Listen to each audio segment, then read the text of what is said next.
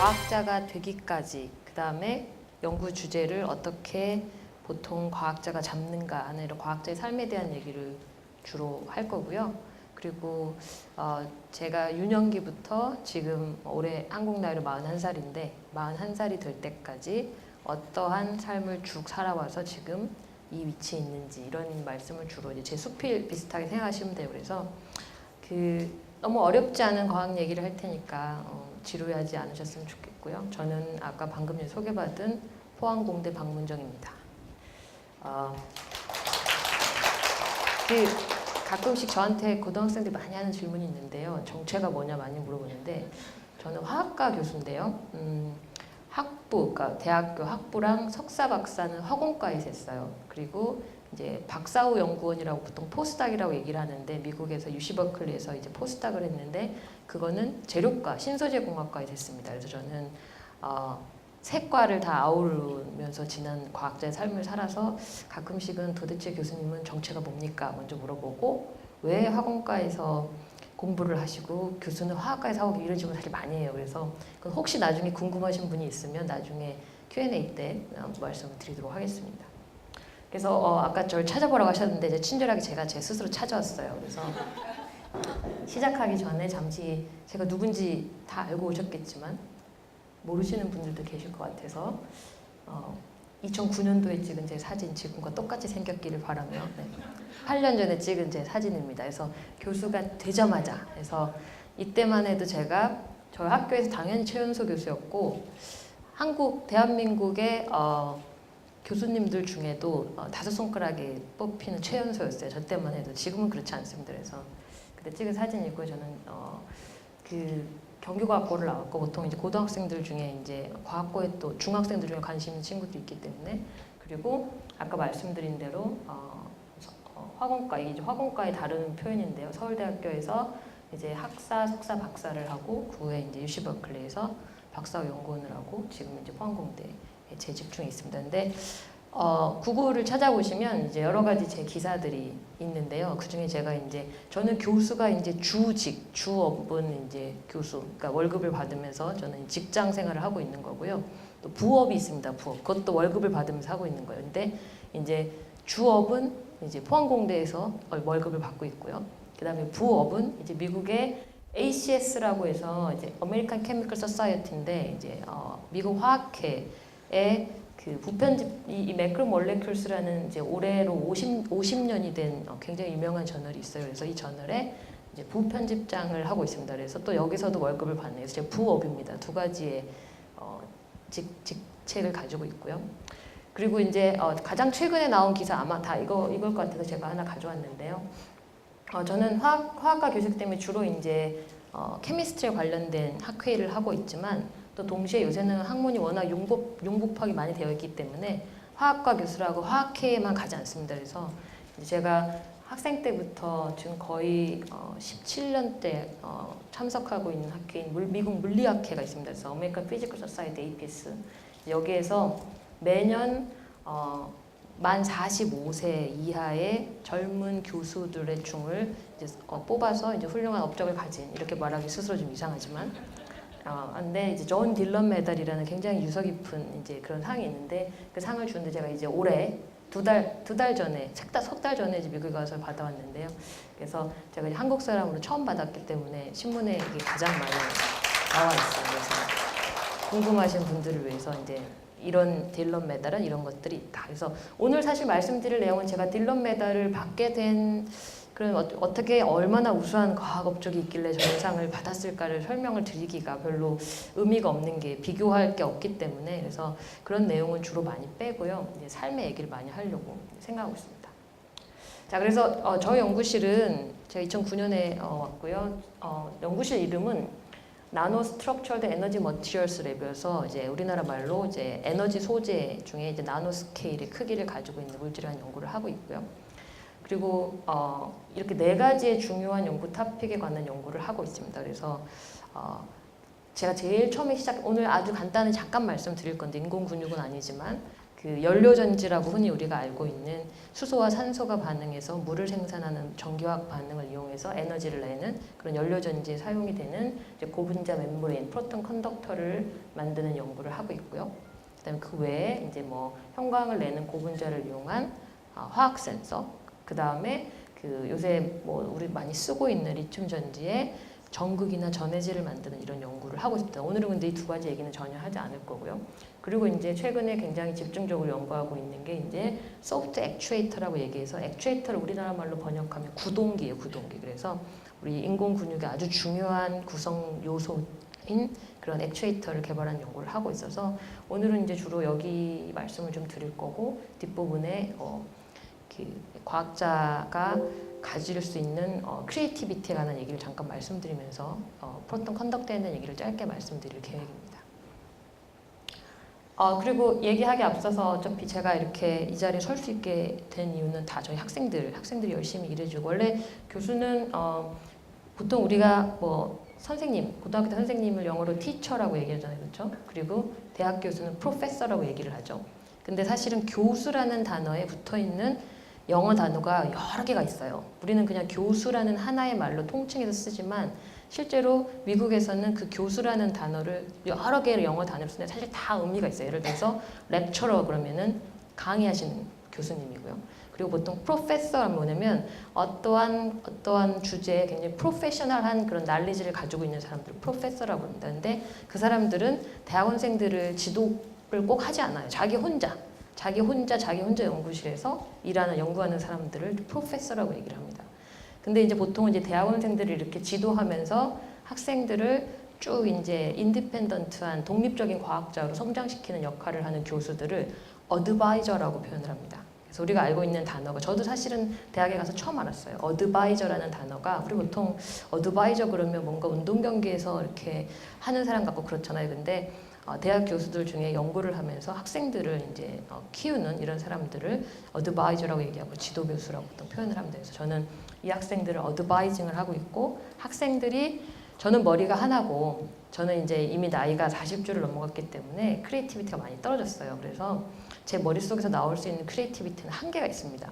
그래서 학생들을 정말 믿고, 우리 학생, 저 학생 지금 20명 정도 있는데 20명의 젊은 학생들, 20대 학생들이 각계로 다 내는 그 아이디어들을 제가 무시하지 않고 잘 경청해 들은 다음에 학생들이 내뱉은 아이디어가 좋은 방향으로 갈 수 있도록 이제 가이드를 해주는 역할을 하죠. 그래서 보통 박사 학위를 하는 이제 논문 맨 첫머리에 뭐라고 쓰냐면 이제 본인 스스로 나는 누구고 내 이름은 뭐고 나는 어느 학교에서 PhD 디그리를 받았다. 그다음 뭐라고 써 있냐면 under the guidance of 누구 이렇게 얘기해요. 내가 가이드를 해주는 역할을 하는 거죠. 그래서 그게 사실은 굉장히 교수가 막 학생을 뭐 노예처럼, 요새 오늘 신문이 이상한 얘기가 많이 나와가지고 노예처럼 부리고 막 이런 얘기를 많이 하지만 보통 대학에서는 그러지 않습니다. 그래서 제가 하는 역할은 학생들을 가이드해주고 어드바이즈 해주는 역할이고, 이 학생들이 가지고 있는 크리에이티비티를 극대화할 수 있도록 끌어주는 이런 역할을 하고, 가장 더 중요한 거는 그게 빛나 보이려면 교수는 발표를 잘해야 돼요. 그래서 말을 잘해야 됩니다. 여러분들 초등학교 때 웅변학원 다니고 이런 친구도 있었을 거예요. 그래서 말을 잘하지 못하면, 자기가 가진 것을 표현하지 못하면 가지고 있는 능력의 절반도 발휘를 못해요. 현대 사회에서는. 혹시 나중에 대학에 가서 혹은 고등학교 때 유학을 가려고 하는 친구들이 있다면 아무리 내가 똑똑하고 잘나도 영어 스피킹을 하지 못하면 절대 성공할 수 없어요. 영어를 잘한다는 뜻이 아니에요. 영어를 못해도 실제로 우리 미국 대학에 되게 유명한 아이비리그에 있는 한국 교수, 하버드 대학에도 우리 굉장히 유명한 한국 교수님 계세요. 그분의 학회 발표를 듣고 있으면 처음 들으면 되게 창피해요. 막 한국식 영어가 막 장렬합니다. 경상도 사투리에 막 액센트 막 섞어가면서 한국식 영어 막 장렬하지만 외국 사람들은 전혀 몰라요. 왜냐면 그게 경상도 사투리인지 우리만 알잖아요. 우리만 창피한 거지 외국 사람들은 저 사람의 전달력을 보는 거거든요. 그래서 제가 지금 말씀드린 영어를 잘한다는 말은 무슨 막 네이티브 스피커처럼 막 영어를 능숙을 구사하는 게 아니라 하고 싶은 말을 요점에 맞게 기승전결 말할 수 있는 능력. 굉장히 중요해요. 그래서 대학 교수가 되기 위한 첫 번째 이제 또 자질 중에 하나가 말을 가서 전달을 잘하는. 그래서 오늘 제가 굉장히 긴 시간일 텐데 지루하지 않게 전달을 잘할 수 있도록 최선을 다하도록 노력을 할게요. 그래서 우리 학생들, 우리 훌륭한 학생들입니다. 그리고 이제 이 사진을 보여드린 이유는 제가 강연을 지금까지 교수 이제 8년이 넘어섰는데 굉장히 많이 했어요. 다양한 곳에 보통은 이제 과학적인 곳에 가서 많이 했는데 비과학, 그러니까 대중들을 상대로 하는 강연도 많이 했고 또 이제 전국의 과학고에 가서도 강연을 굉장히 많이 했어요. 근데 대부분의 경우에는 제가 전혀 긴장을 안 하거든요. 근데 오늘은 사실 오늘 기차 안에서부터 굉장히 긴장을 했어요. 왜냐면 전혀 인포메이션을 주지 않으셔가지고 몇 명이 들어오시는지, 연령대가 어떻게 되시는지, 성비가 어떻게 되시는지 딱 들어왔는데 초등학생들만 쫙 앉아있으면 어떡하지 뭐 갖가지 생각을 많이 하면서 와서 제가 인생에서 지금까지 했던 강연 중에 가장 긴장됐던 게 이때입니다. 이때가 2010년도 제가 교수가 된 지 2년이 됐을 때 제주도에서 이제 한중일 정상회담에 연결지어서 이런 워크숍 같은 게 있어서 여기 이제 우리 다 아는 분이 계시고요, 그죠? 좋아하시는 분들도 있고 싫어하는 분도 있고 포항에서는 굉장히 나름 인지도가 있으신 분입니다, 아직도. 그리고 이 부분 아마 우리 학생들은 전혀 모를 텐데 중국의 원자바오 전 총리님, 그래서 원자바오 총리님, 그래서 그리고 이분은 이제 사임하신 지금의 이제 아마 지금 총리는 아실 테지만 아마 이분 모르실 텐데 하토야마 총리 세 분이 이제 제주도에 오셨을 때 제가 이제 알 수 없는 이유로 대표를 뽑혀서 저기에서 발표를 한 적이 있었어요. 근데 정말 떨리더라고요. 리허설을 2번 하고 싶지 않았습니다. 저는 실전에 강하기 때문에 하고 싶지 않았는데 그 비서진들이 강제로 서가지고 이 앉아본 이분 전부 다 교수들이에요. 다 한국 사람 같지만 좀 아니 이분 한국 사람 아닌 게 좀 생겼죠. 중국 사람이에요. 다 다른 나라 사람들이에요. 다 한국 사람 생겼지만 여기서 한국 사람은 여기 서울대 고 교수님 한 분밖에 없어요. 다 외국 사람이거든요. 그래서 한국말로 떠들면 여기 귀에다가 뭘 꽂고 계세요. 지금 안 보이는데 귀에다가 이제 다 이제 자동 번역해주는. 사실은 긴장할 이유가 전혀 없는데도 불구하고 저 때 엄청 긴장했거든요. 그만큼은 아니지만 오늘 여기 오면서 굉장히 긴장하고 왔어요. 다 자버리면 어떡하지. 혼자 온갖 생각을 하면서 방금 전에 갈비탕을 먹고 왔는데 갈비탕이 여기 좀 얹혀있는 그런 기분입니다. 그래서 그렇습니다. 그래서 긴장하고 있으니까 말을 좀 더듬더라도.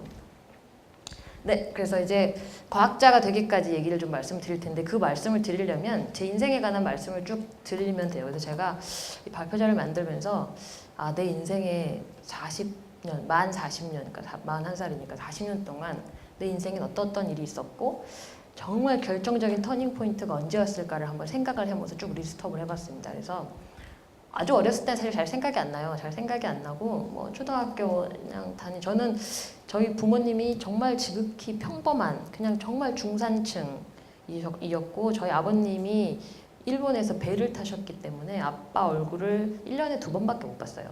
그러니까 저는 아빠를 전혀 모르고 엄마와 저희 2살 더 어린 오빠와 생활을 했기 때문에 저희 어머니 혼자 이제 다 자식들을 키우시고 요새 흔히 말하는 뭐 극성 엄마 이런 거랑은 전혀 거리가 먼, 그러니까 전혀 관심이 없는, 그러니까 학습지 같은 것도 오빠가 쓰던 거 제가 지우개를 지워서 썼었고요. 맨날 우리 집에는 지우개 가루가 이만큼 산처럼 쌓여 있고 제가 아쉬우니까 제가 지워서 써야죠. 그래서 맨날 엄마한테 나도 새 자습서를 사달라고 매번 얘기했지만 절대 사주지 않는. 그래서 저희 오빠가 쓰는, 그래서 오빠가 볼펜으로 쓰면 막 화내고 옆에다 매직으로 다시 커버해서 답 안 보이게 해달라. 왜냐면 답이 보이면은 스릴이 없잖아요, 그렇죠? 그래서 그렇게 살았기 때문에 저는 정말 지극히 평범한 집에서 초등학교 4학년 때까지 그냥 아주 평범하게, 물론 공부는 잘했습니다. 왠지 모르겠는데 공부는 되게 그 전부터 잘했어요. 그래서 근데 저희 어머니는 제가 공부를 잘하는 건 전혀 관심이 없었어요. 왜냐면 제가 잘할 때만 해도 약간 정서가 여전히 그 남아 선호 사상이 되게 심했기 때문에 저희 어머니는 오빠를 공부시키는 거에 정말 올인을 하셨고 그나마 평범하셨지만 저는 전혀 신경을 안 써서 1등을 해도 그냥 그렇구나 뭐 그래 그러고 말았는데 제가 초등학교 5학년 때 이제 저희 담임 선생님이 그 과학도 오셨어요. 그래서 과학의 꿈을 미처 펼치지 못한 과학도, 그래서 어떻게든 제자를 잘 키워서 과학도로 이끌겠다 하는 그런 마음을 갖고 계신 선생님이셨는데 그 선생님이 이제 보시기에 제가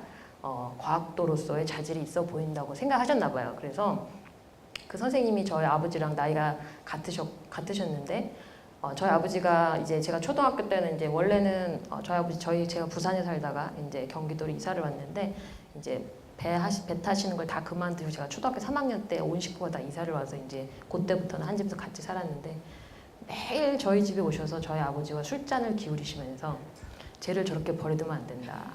왜 이렇게 차별을 하느냐. 자식은 똑같은 자식인데 왜 저 자식한테는 학습지를 안 사주느냐. 매번 오셔가지고 매일같이 오셔가지고 소주를 드시면서 저희 아버지한테 매일매일 이게 매일 쟤는 훌륭한 아이가 될 것이다. 꼭 과학고를 보내라. 그래서 제가 초등학교 5학년 때 과학고라는 단어를 처음 들어봤어요. 근데 지금은 과학고가 너무 많아요. 뭐 각 시에도 뭐 2개씩 있는 데도 있고 뭐 엄청나게 많죠. 근데 제가 이제 경기과학고 11기인데 제가 과학고 들어갈 때만 해도 전국의 과학고가 3개밖에 없었어요.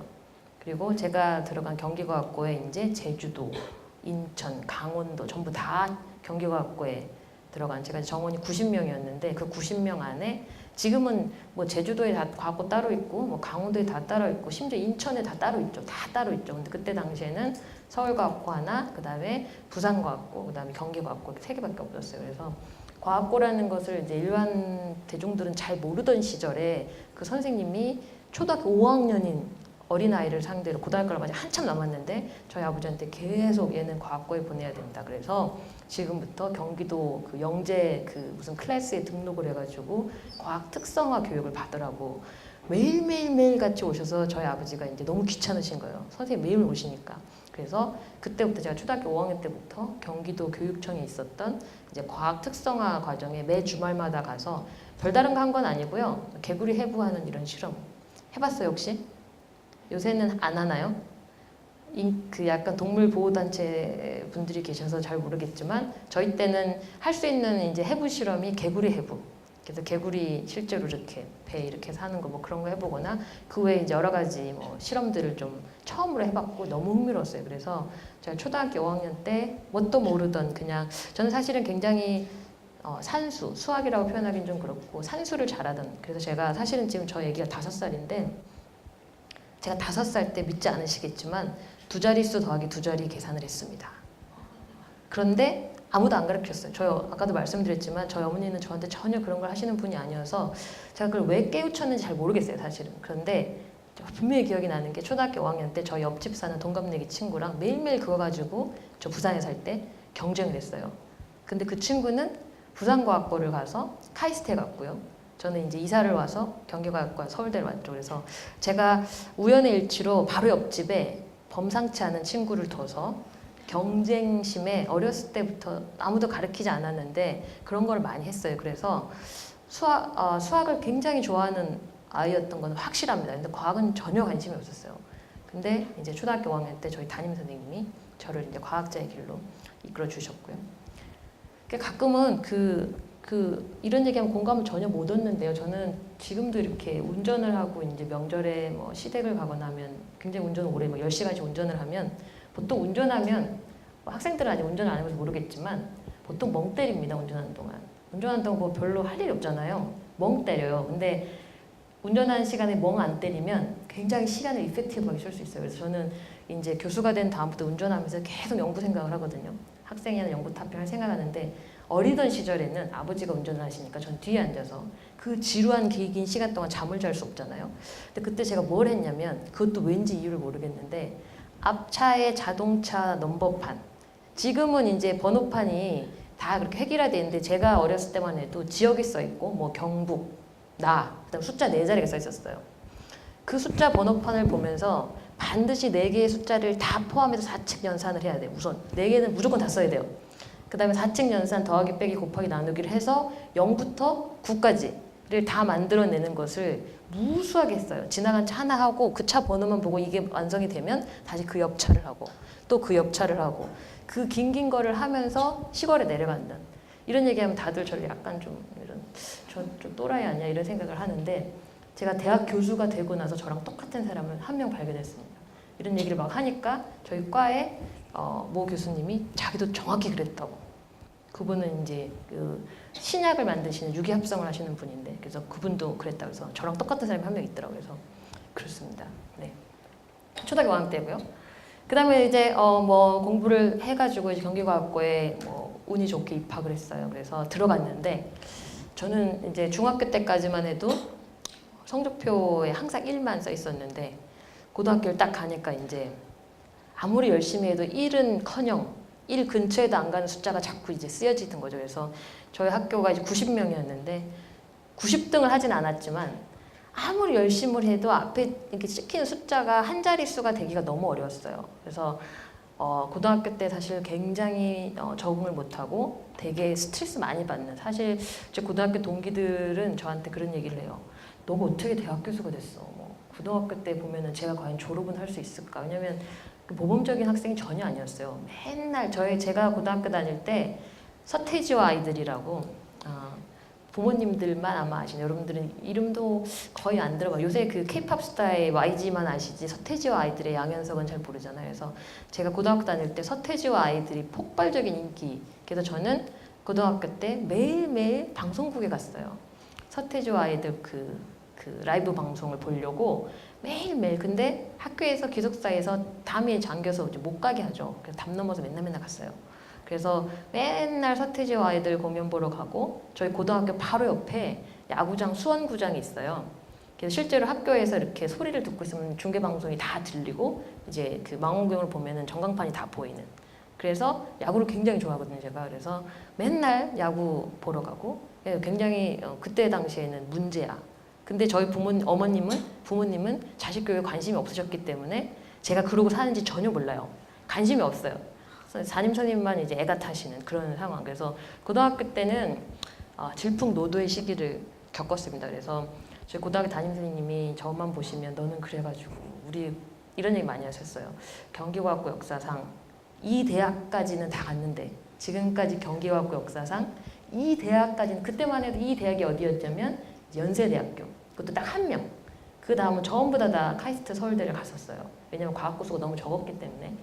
그래서 지금까지 제일 못 간 애가 연세대 재료과를 갔는데 너는 도대체 대학을 어디를 가려고 그러고 다니느냐는 얘기를 매일같이 들었습니다. 들어도 신경 안 썼어요. 자존심도 안 상했나 봐요. 그래서 질풍노도의 시기를 거치다가 고등학교 2학년 1학기 때 이제 조금씩 정신을 차리기 시작했어요. 이러다가는 내가 이제 잘못하면은 과학자가 못 되겠구나, 혹은 훌륭한 수학자가 못 되겠구나. 그래서 고등학교 2학년 때부터 이제 공부를 하기 시작했습니다. 근데 사실 따라가기 굉장히 어려웠어요. 1학년 때를 완전 놀았기 때문에. 그런데 대부분의 교육은 교과과정 1학년 다 끝나거든요. 원래는 1학년 다 끝나고 2학년 때부터 심화학습을 이제 하는데, 저는 본고사 세대이기 때문에 그랬거든요. 근데 1학년을 놀아버리니까 이제 2학년 때 따라갈 수가 없는 거죠. 그래서 2학년 2학기 때 이제 결정을 했었어야 되는데, 무슨 결정을 해야 되냐면 카이스트를 갈 것이냐, 서울대를 갈 것이냐를 결정을 해야 돼요.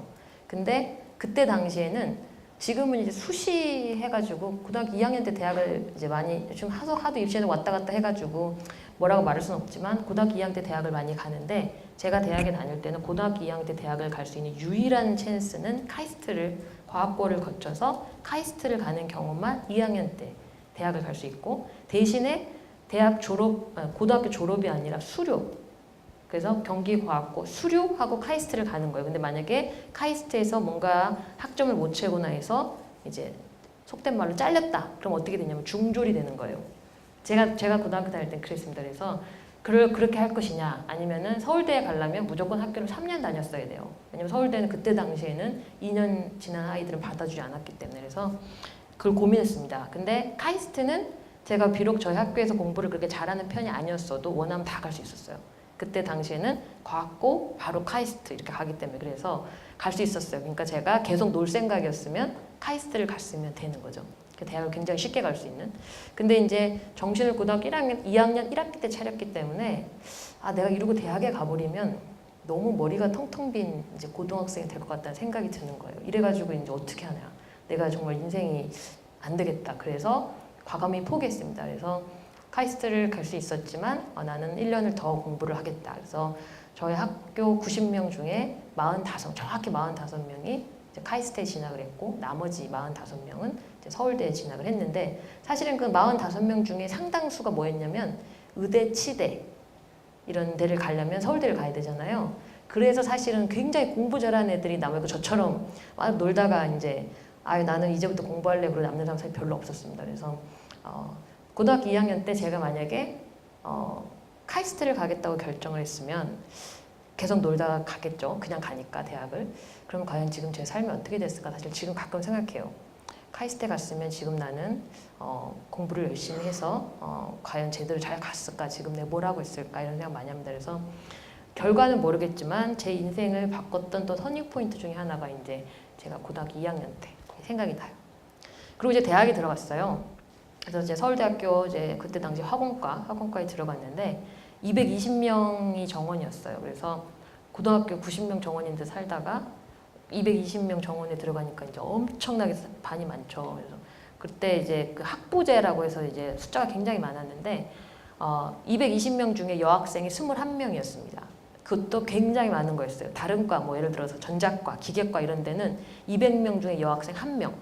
그러니까 그 1명은 4년 동기 포함 4년 선배 이제 꽃으로 있다가 졸업을 하는 그런 분위기였고 저희 과는 비교적 많은 거였지만 220명 중에 이제 21명. 그나마 21명 중에 상당히 많은 수가 중간에 이제 진로를 바꿔서 다른 데로 편입하거나 혹은 고시 준비를 한다거나 이런 걸 많이 했기 때문에 그 여학생 중에는 21명 중에 대학원에 진학한 사람은 저 포함해서 2명밖에 없었고요.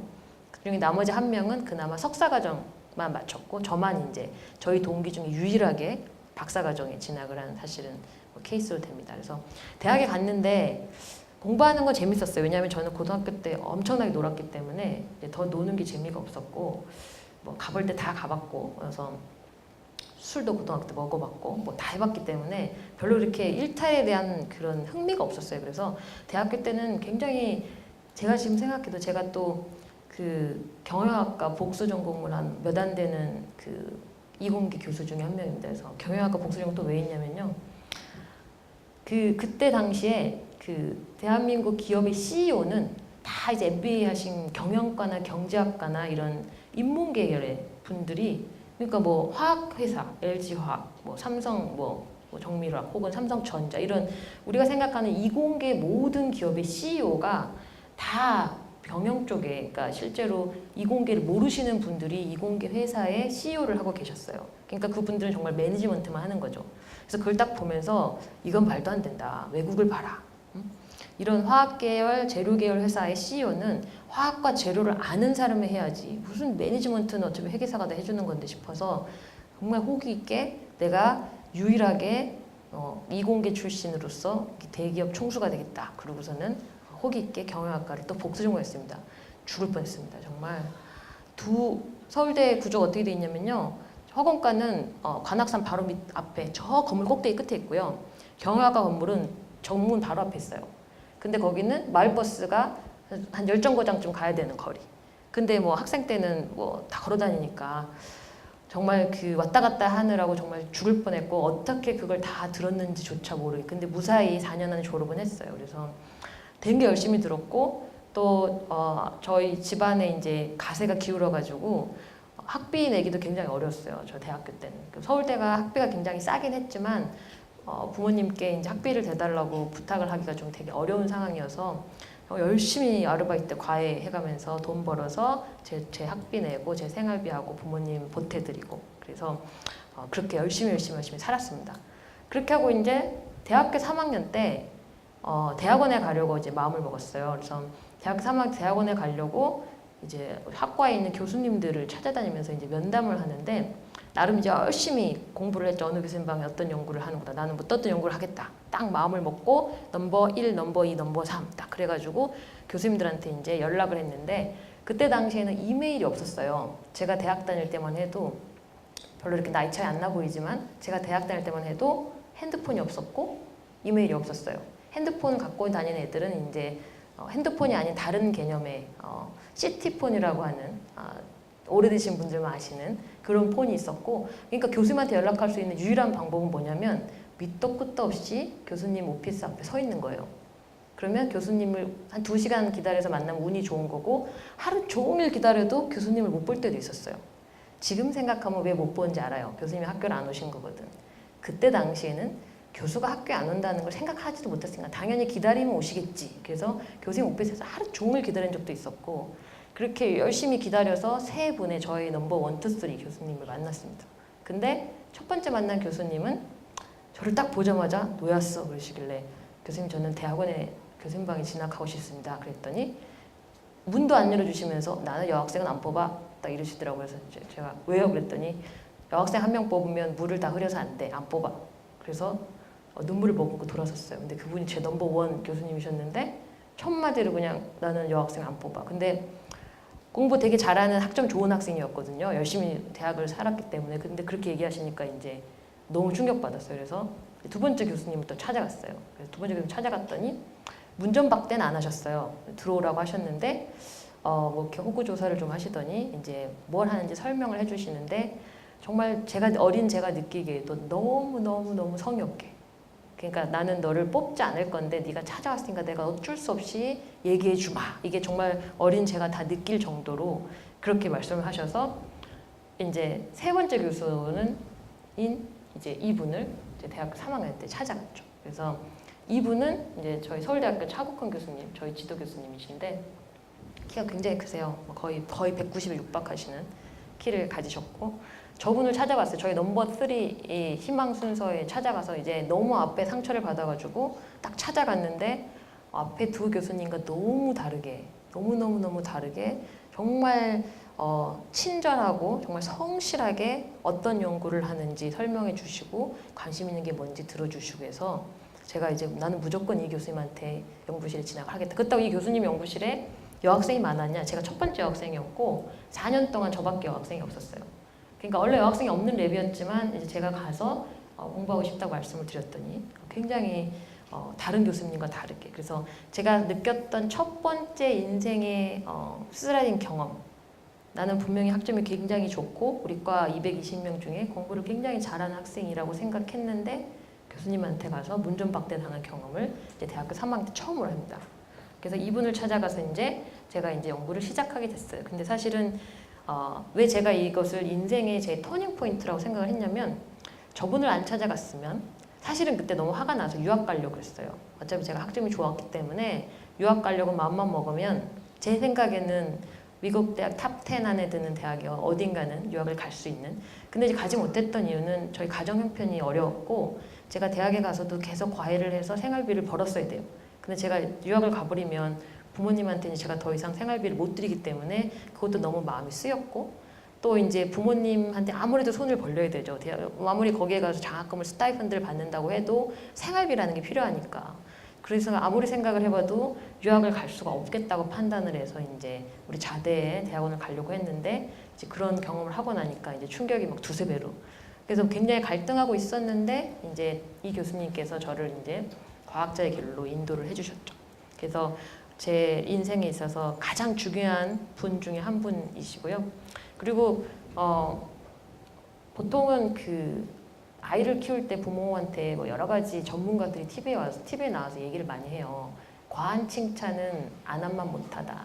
뭐 이런 말 많이 하고 사실 뭐가 정답인지 잘 모르겠어요. 칭찬은 고래를 춤추게 한다 이런 말도 있어서 칭찬을 많이 해주는 게 아이의 사기를 묶어줘서 뭐 창의력도 높여주고 좋다는 사람들도 있고 또 어떤 책이나 읽어보면은 과한 칭찬은 하지 말라 이렇게 얘기를 하는데 저는 지금 저희 아이를 키우면서 과한 칭찬을 굉장히 많이 하는 편입니다. 아무것도 아닌 일에 손바닥 발바닥 다 부딪혀가면서 박수 쳐주고 그 이유가 뭐냐면 저희 부모님은 굉장히 칭찬에 인색하셨어요. 저는 지금까지 살면서 저희 부모님이 저한테 칭찬한 거를 거의 손에 꼽을 정도로 들어본 적이 없어요. 내가 아무리 1등한 성적표를 들고 가도 100점이 아니네, 99점이네, 그리고 이렇게 성적표를 내려놓는 이런 걸 많이 경험했기 때문에 칭찬에 굉장히 저는 익숙하지 않았는데 저희 교수님은 저를 본 지 얼마 되지 않았고 제가 교수님 대학원생으로 입학을 했는데 정말 석사 1년 차에 정말 제가 생각할 때는 아무것도 모르는 학생인데 정말 너무 칭찬을 많이 해주셨어요. 이거는 막 너는 정말 머리가 좋아서 이거 하면 무조건 된다. 훌륭하다. 정말 매번 칭찬을 해주시니까 저도 모르는 사이에 제가 굉장히 훌륭한 사람이 된 거예요, 스스로.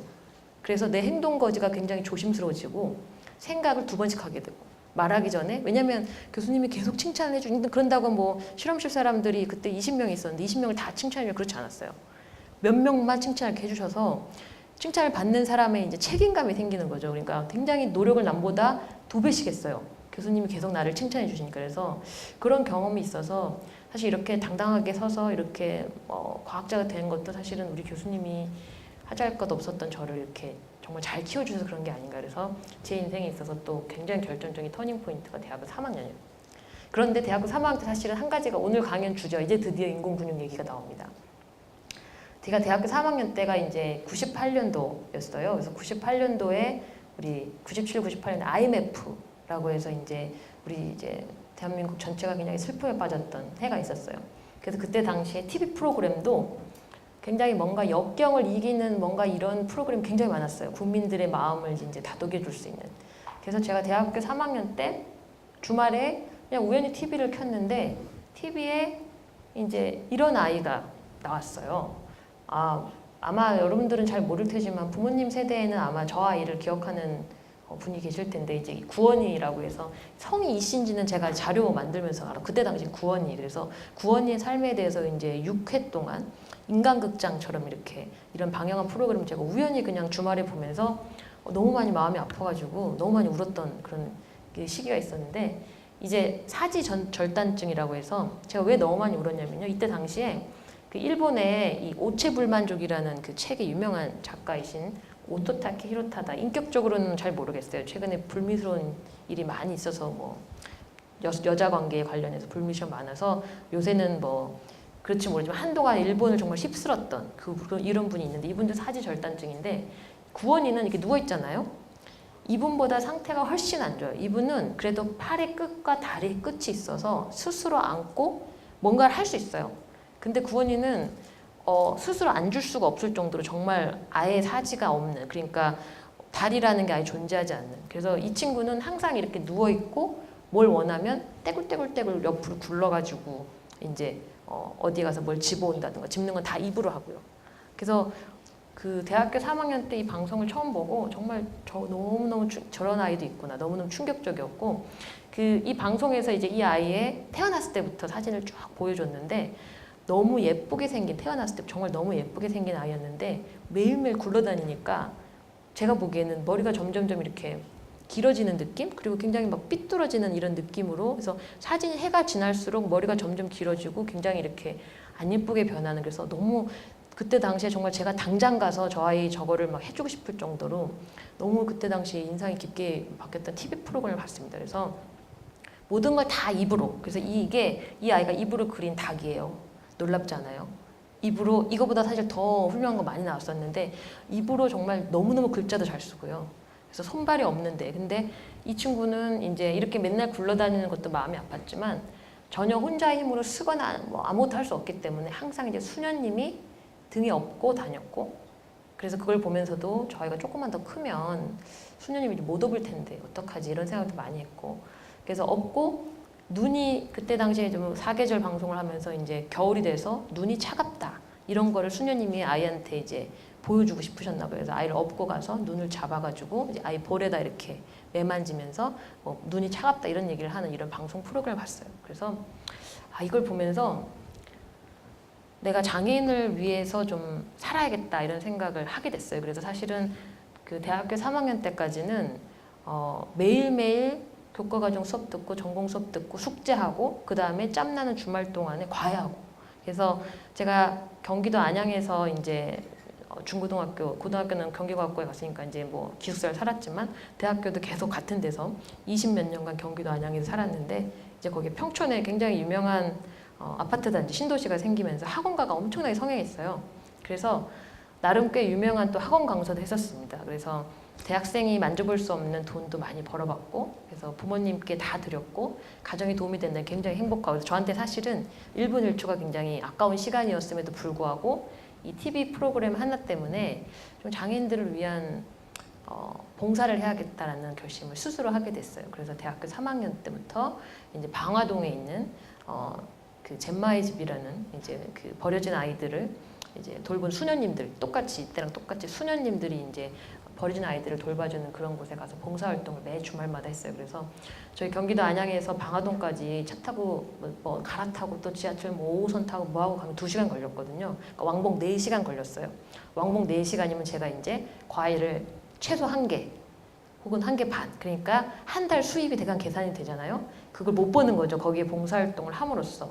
근데 그때 당시에는 그게 전혀 아깝지가 않더라고요. 그래서 대학교 3학년 때부터 제가 이제 미국 대학에 이제 교환학생으로 유학을 가게 되는 석사 2년차 때까지 3년 정도 시간 동안에 매주 한 주도 빠짐없이 주말마다 가서 아이들이랑 놀아주고 공부 가르쳐주고, 그래서 저 아이들은 와서 누가 있는 것만도 너무 행복하기 때문에 그 삶을 한 주도 빠짐없이 비가 오나 눈이 오나 반복을 하게 되면서, 사실은 이제 그런 그 경험이 있었기 때문에 이제 교수가 돼서 연구 토픽을 정할 때 이런 아이들의 삶을 보다 좀 풍요롭게 해주고 싶다. 그래서 인공근육에 대한 연구를 하게 됩니다. 그래서 지금 여기서 얘기가 더 있지만 잠깐 오늘의 주제 인공근육 얘기, 조금 이제 과학적인 얘기 좀 할게요. 근데 좀 지루해 보이면 대부분 다 동영상이기 때문에 중간중간에 끊도록 할 테니까, 나 지금 너무 지루하여 이런 생각이 드시면 막 표출해 주세요.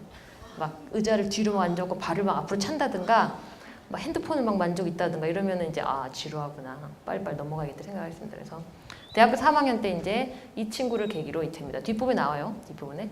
그러고 나서 이제 제가 석사과정 2년차 때 이분 저한테 또 다른 은사님이신데 미국 미네소타 대학에 굉장히 유명하신, 이름만 대면 다 아는 그런 교수님 연구실에 운이 좋은 건 아니고 저의 첫 번째 은사님께서 저를 굉장히 특별하게 보셔서, 너가 유학을 못 갔으니까 내가 너한테 유학을 가는 거랑 똑같은 경험을 해줄게. 그래서 이분한테 저를 보내주셨어요. 그래서 제가 미국 대학에서 2년 동안 이제 연구를 할 수 있게 됐어요. 그래서 그때까지 요 기간 동안에 이제 아까 말씀드린 젠마이 집에서 봉사활동을 했습니다. 그래서 하기 전에 제가 이제 연구 얘기를 잠시 할게요. 그래서 인공근육은 이제 뭐냐. 그래서 과학 얘기 잠깐 할게요. 그래서 이제 교수가 돼서 저는 이제 고분자 분야에서 박사학위를 받았고 고분자 분야 연구를 하기 때문에 고분자를 이용해서 인공근육을 개발하고자 했습니다. 그래서 열심히 공부했어요. 제가 원래 뭐 학위 때 박사과정 동안에 교수님이랑 이런 거 한 적도 없고 박사학위 연구원에 가서 뭘 한 적도 없고, 그래서 혼자 정말 열심히 공부했습니다. 책을 보면서 공부를 했어요. 개발된 게 뭐가 있으면 내가 할 게 뭐가 있을까. 그래서 이게 제가 발견한 건데요. 고분자, 전기감응성 고분자 액추에이터는 Electroactive Polymer Actuator에서 EAP라고 얘기를 하는데, 이거는 우리 어린 친구들도 있기 때문에 제가 쉽게 설명을 하면 이렇게 파랗게 생긴 고분자 전해질이 있어요. 고분자 전해질이란 건 뭐냐면 그 고분자 층 안에 양이온과 음이온이, 빨간색이 음이온입니다. 양이온과 음이온이 딱 정확히 같은 개수만큼 뉴트럴하게 딱 들어있어요. 그래서 우리 평소에 보면 그냥 젤리처럼 생겼습니다. 그리고 양쪽 끝에 이렇게 전극으로 샌드위칭이 돼 있어요. 여기다가 이제 전기장을 가해주면, 보통 뭐 몇 볼트의 전기를 가해주면 어떤 일이 생기냐면, 제가 예를 들어서 플러스 3볼트를 가해줬다. 그러면은 한쪽 전극은 플러스 이제 전극이고 반대쪽 전극은 마이너스 전극이 되는 거죠. 그래서 이렇게 전압을 딱 가해주면 이 안에 아까는 분명히 잘 섞여 있었던 이런 플러스와 마이너스 이온들이 서로 반대쪽 전극으로 스스로 움직입니다. 왜냐하면 서로 반대쪽 전극으로 강한 쿨롱 인력이 존재하기 때문에. 그래서 여기 플러스 쪽으로는 마이너스 전하가 쫙 이동하고 이제 마이너스 쪽으로 플러스 전하가 쫙 이동을 해요. 그러면 저 결과 어떤 일이 생기냐면, 저 플러스 전하와 제가 그림을 저렇게 그려놓은 이유가 뭐냐면, 보통은 양전하와 음전하의 크기가 달라요. 그리고 보통은 양전하가 크기가 더 큽니다. 그래서 분명히 섞여 있을 때는 어차피 두 개가 섞여 있으니까 이렇게 플랫한 평평한 모양을 하고 있다가 전기장을 딱 가해주면 큰 애들만 한쪽으로 몰리고 작은 애는 반대쪽으로 몰리기 때문에 제가 할 수 있는 유일한 방법은 빨간 작은 애 음이온들이 몰려있는 전극은 부피가 줄어들고, 그 다음에 반대쪽에 뚱뚱한 애들이 많이 몰려있는 애는 부피가 팽창하는 거예요. 이게 가능한 이유는 고분자가 유연한 소재이기 때문에 그런 충분한 부피 팽창과 수축에 잘 견딥니다. 우리 그냥 그 고무줄 생각하시면 돼요. 우리 고무줄 쫙 잡아당기면 늘어나고 다시 원래 돌아오잖아요. 그래서 전기감응성 고분자 액추에이터 기본 원리는 이거 딱 하나예요.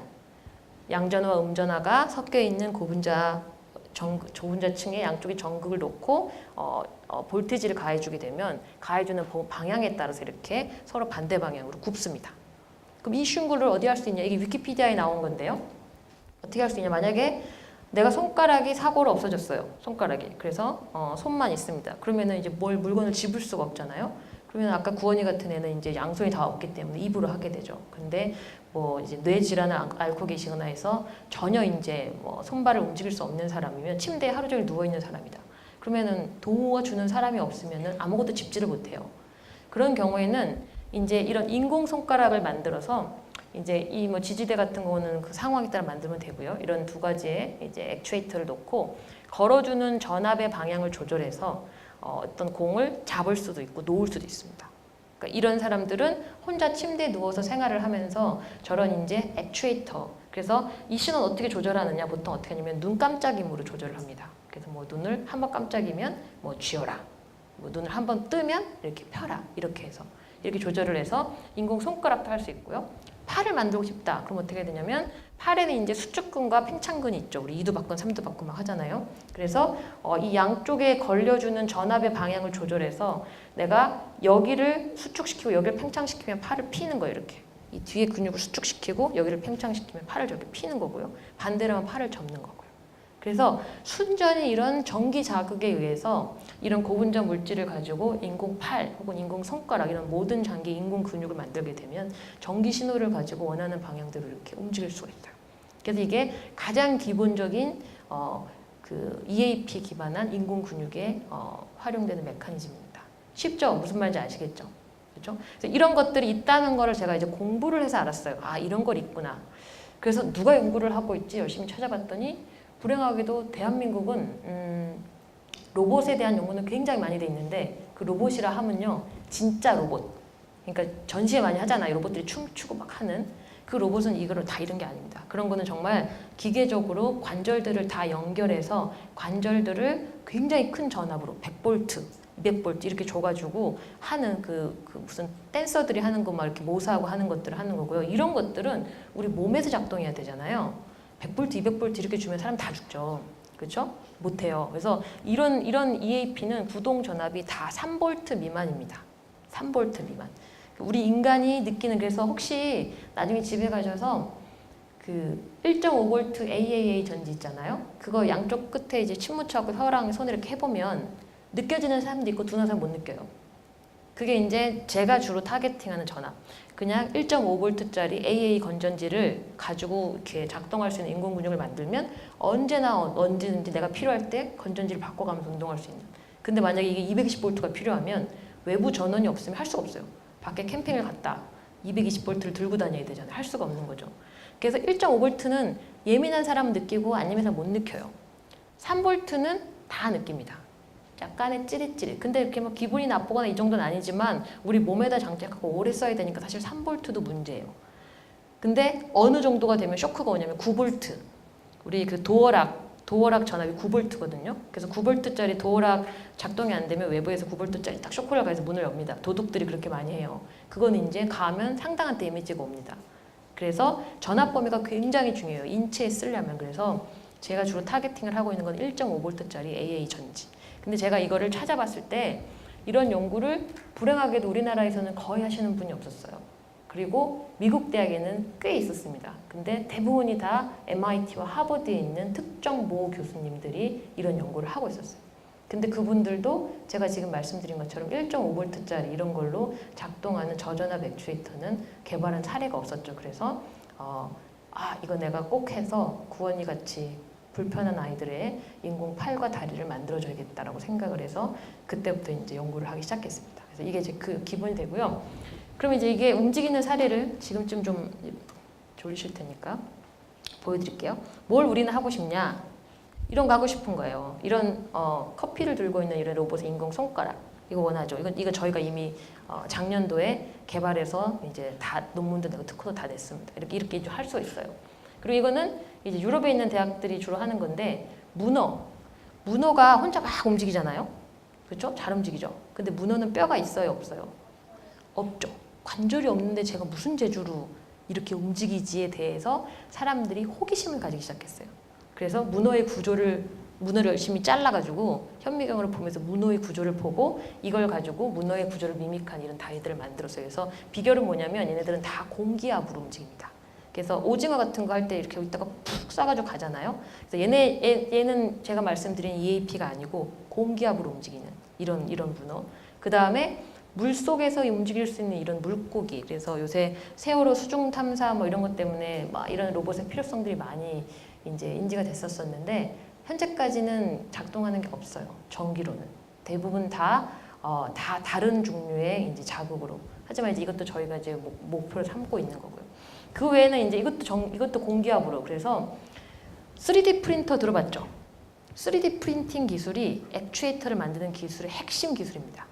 3D 프린팅 기술이 없으면 이렇게 모사할 수 있는 게 굉장히 부족해요. 그래서 예를 들어서 이런 손가락 이거 다 3D 프린팅으로 이렇게 만드는 거예요. 이렇게 만들어가지고 이런 구조는 공기가 없으면 이렇게 펴져 있다가 공기를 딱 불어넣어주면 여기는 팽창하는 면이 많고 여기는 팽창하는 면이 없죠. 그러면 저렇게 손가락이 굽습니다. 그래서 손이 없는 사람들한테는 이런 인공 손가락 혹은 이제 뭔가를 잡을 수 있는 이거는 그리퍼. 이건 하버드의 조지 와이사이드 교수님이 회사도 차리시고 제품도 생산하고 이미 다 한 3, 4년 전에 알려져 있는 이런 형태의 이제 이그젠플이 있어요. 그래서 이제 전부 다는 아니지만 제가 좀 동영상을 보여드릴 텐데 요게 이제 하버드의 조지 와이사이드 교수님이 보이시나요? 뭐 왔다 갔다 하죠. 저거는 뭘 모사한 거냐면 심장.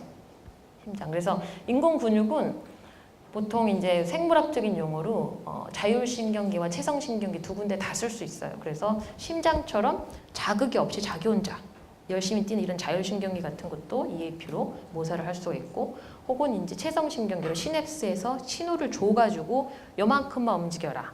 눈을 깜짝여라. 뭐 눈을 떠라. 이런 거 두 가지에 다 쓸 수가 있는데 이거는 이제 인공심장 같은 거 그런 거고요. 요 밑에 같은 경우에는 이제 그 걷는 것을 모사하는 이제 동영상인데 이거는 물속에서 한다는 게 중요해요. 물속에서 구동하는 액추에이터를 만들기 굉장히 어렵습니다. 그래서 이거는 잘 안 보이시겠지만 물속에서 구동되는 걷는 것을 모사하는 별거 아닌 것 같지만 이런 걸 하기 위해서 엄청난 연구비와 엄청난 연구 인력들이 동원이 돼서 만들어요. 그래서 이런 것들이 있고요. 그러면 전기만 할 수 있냐? 아니에요. 이런 것도 할 수 있습니다. 좀 손가락처럼 보이잖아요. 저게 이제 레이저 포인터 같은 빛입니다. 빛. 저런 거를 쪼이면 이제 저 부분이 빛을 흡수하면서 부피가 똑같이 변해서 저렇게 손가락이 굽는 저런 걸 할 수 있어요. 그래서 저것도 저 연구실에서 하고 있는 이제 인공 손가락을 만들 수 있는 이런 것들도 있고요. 그 다음에 이제 그 눈꺼풀이 제대로 작동 안 하시는 환자분들이 있어요. 그게 상상해 보시면 얼마나 고통스럽냐면요. 눈을 감고 싶은데 눈을 못 감는 거예요. 그러니까 눈이 계속 떠져 있는 거지 이렇게. 그러면은 막 안구 건조증이 굉장히 심하시니까 그런 분들은 계속 자기 손으로 그러니까 뇌에서 시냅스에서 명령을 해서 눈을 감아야 되는데 이걸 못 하는 거예요. 그래서 그런 분들 굉장히 고통받는 환자들 많이 있어요. 그래서 그런 것 때문에 최근에 UC 버클리에서 또 이런 아이고 소리가 나네.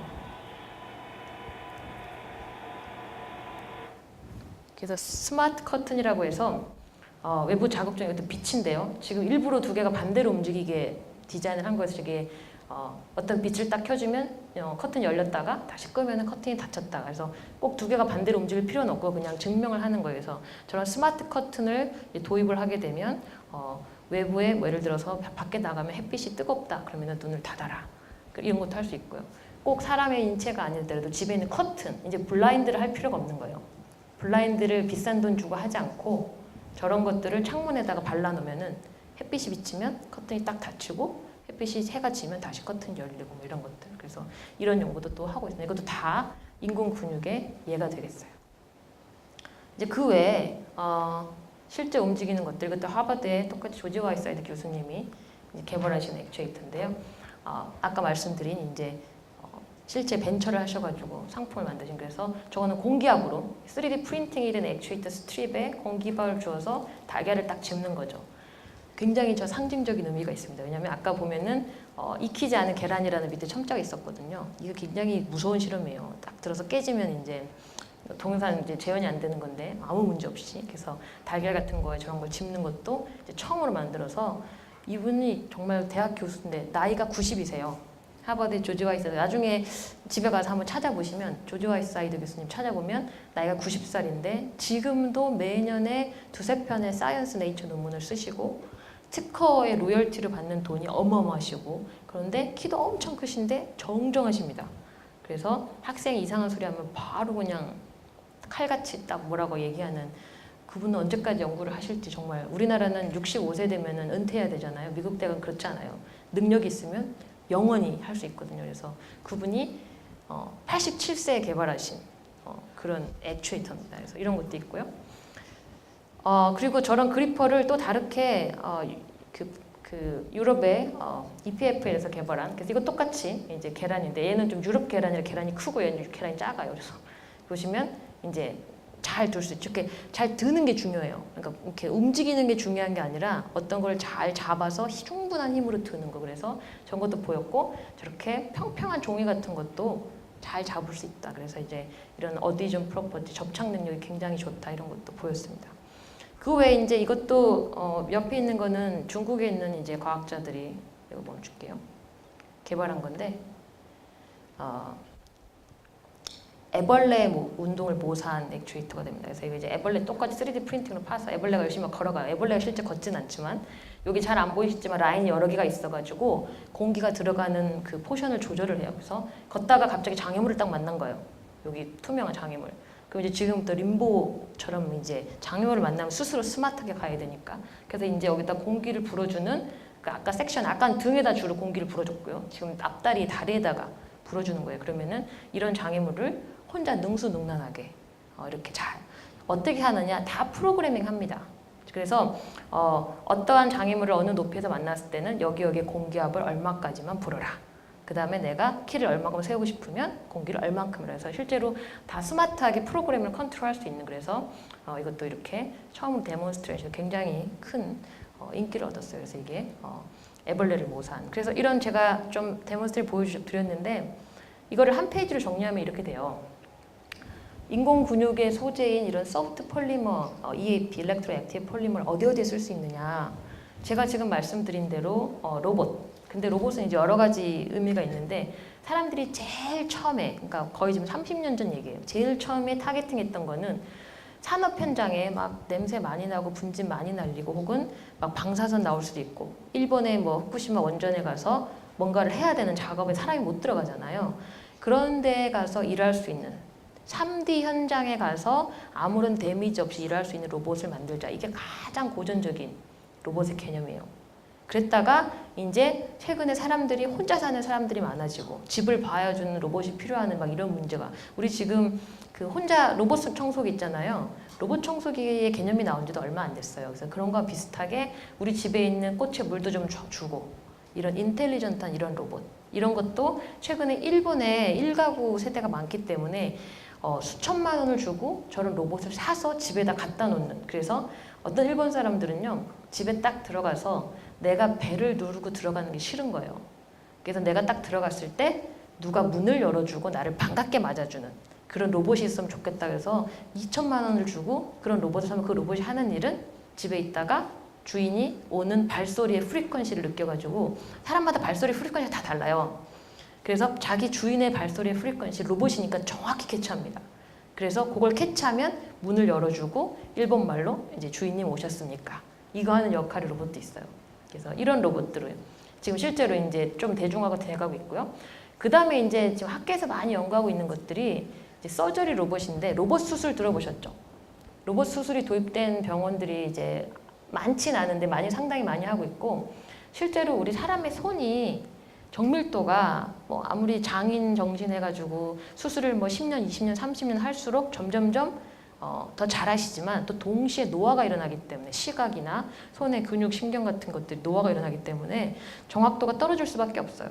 근데 이제 이런 로봇을 이용하게 되면 오차 없이 정확히 딱 그 부분에 이제 수술을 할 수 있는 거죠. 그래서 제가 이런 서저리 로봇을 말씀드린 이유가, 여러분들 머리카락 두께가 혹시 얼마인지 알아요? 좀 비슷했는데. 머리카락. 어렸을 때 머리카락 싸움 안 해봤어? 누구만 꼭 이기는 사람 있잖아요. 꼭 지는 사람 있고, 지는 사람은 심각하게 생각해 봐야 돼요. 어린이 됐을 때 혹시 탈모가 진행될 수도 있습니다. 머리가 가늘어지는 건 다 유전이에요. 머리카락의 평균 두께는 80 마이크론이에요. 80, 그러니까 내 머리카락 두께가 우리가 흔히 말하는 단위로 80 마이크로미터. 근데 머리카락 싸움에 맨날 이기는 사람은 보통 100 마이크론이고요. 맨날 지는 사람, 유전적으로 이제 대머리가 진행될 확률이 있는 사람은 보통 60 마이크론 정도 됩니다. 그러니까 머리카락 두께가 그 정도 되는 거예요. 그러면 우리가 뭐 간에 암이 있어. 그래서 의사가 이제 서전이 수술을 하잖아요. 그럼 보통 이제 MRI를 찍어가지고 암의 부위를 본 다음에 그거를 다 컴퓨터로 3D로 포지셔닝을 다 한 다음에 잘라냅니다. 그 정확도가 얼마나 될 것 같아요? 그 정확도가 얼마 될 것 같아요?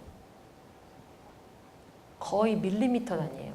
그러니까 지금 머리카락이 하나가 80 마이크론을 따지면 이거 10개보다도 더 두꺼운 두께만큼의 정확도로 잘라내요. 그래서 수술을 했는데도 암세포가 남아있을 수도 있고요. 혹은 보통 그래서 굉장히 어그레시브하게 많이 잘라요. 그러니까 정상세포에 굉장히 데미지를 많이 주면서 자르죠. 보통 그렇게 섹션을 합니다.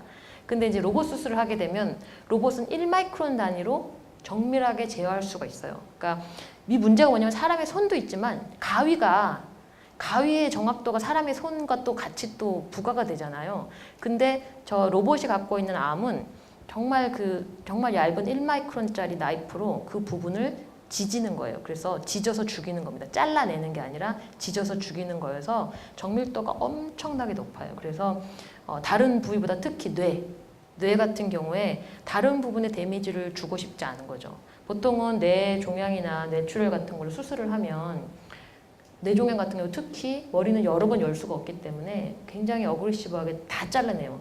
근데 사람이 잘 못 느껴요. 왜냐면 우리 뇌에 대부분 우리가 활용을 안 하고 죽거든요. 그래서 그걸 의사들이 다 알아요. 그래서 어떻게 하냐면 수술을 할 때 제가 수술하는 걸 한번 미국에 있을 때 포스닥 할 때 참관을 했었어요. 뇌 수술하는 거. 굉장히 끔찍합니다. 그래서 어떻게 하냐면요. 사람의 마취를 하는데 반쯤 깨어나요. 몰라요, 근데 인지를 못하는 거죠. 그러니까 우리 프로포폴 가지고 마취하면서 위내시경 하는 거랑 비슷한 수준으로 반쯤 깨어놓은 상태에서 수술을 합니다. 그래서 자르는 부위를 이걸 잘라야 될지 말아야 될지가 긴가민가 할 때가 있어요. 그럼 어떻게 하냐면 거기에 자극을 줘요. 근데 환자가 팔을 이렇게 움직였다. 그러면 거길 자르면 이 환자의 팔 움직이는 거가 아예 데미지가 가진 않겠지만 정확도가 떨어지는 거죠. 그러면 이제 그때부터 회의를 해요. 이거를 잘라야 되냐 말아야 되냐. 그러면 뭐 즉흥적으로 그게 암세포인지 정상세포인지 판가름하려고 조직을 떼어내갖고 즉흥적으로 수술을 스탑시키고 조직을 떼어내가지고 현미경으로 이제 봐서 이제 패설러지라고 얘기를 하는데 그런 걸 보기도 하고요. 굉장히 사투가 벌어져요, 정말. 이걸 해야 되느냐 말아야 되느냐. 그래서 여러 가지 정밀도 실험에서 이런 서저리 로봇의 도입이 반드시 필요합니다. 이거는 그냥 어디셔널 옵션이 아니라 꼭 필요한. 그래서 아마 향후 미래에 여러분들 멀지 않은 미래에는 대부분의 많은 병원들이 이제 저런 서저리 로봇을 아마 도입을 할 거예요. 그래서 이거의 정밀한 구동을 위해서는 액추에이터가 굉장히 필요하고요. 그 다음에 이 artificial wing은 굉장히 작은 건데요. 이게 아무것도 아닌 것 같지만 여기 액추에이터가 이 날개를 움직이는 역할을 하는데 이제 정찰, 군용 어디에 가서 비밀리에 지금은 우리 보통 뭐 북한이 뭐 이만한 드론을 띄워가지고 떨어져서 발각되고 하잖아요. 근데 실제 작은 저런 날파리랑 정말 구분이 안 가게. 물론 저게 나오면 또 레이더를 열심히 추적을 하겠죠. 그런데 이제 그런 여러 목적으로 이거 별것도 아닌 것 같지만 여기 카메라 다 달려 있어요. 그래서 이것도 굉장히 비싼 거예요. 이거 하나에 한 3천만 원 정도 합니다.